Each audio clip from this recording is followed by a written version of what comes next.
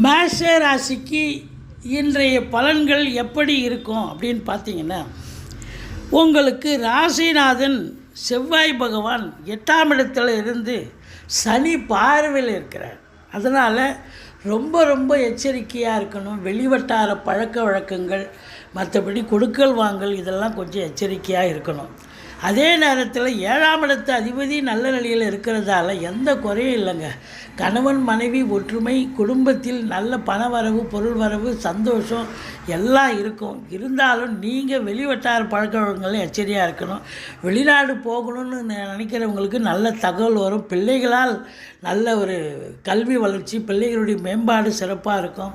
குழந்தை பாக்கியம் இல்லாதவர்களுக்கு நல்ல தகவல் கிடைக்கும். அதே நேரத்தில் வெளியூர், வெளிநாடு, வெளிநாட்டு பயணம் உங்களுக்கு ஆதரவை தரும், அனுகூலத்தை தரும். தந்தையால் அனுகூலமான ஒரு நாளுங்க இன்றைக்கி. தந்தை உங்களுக்கு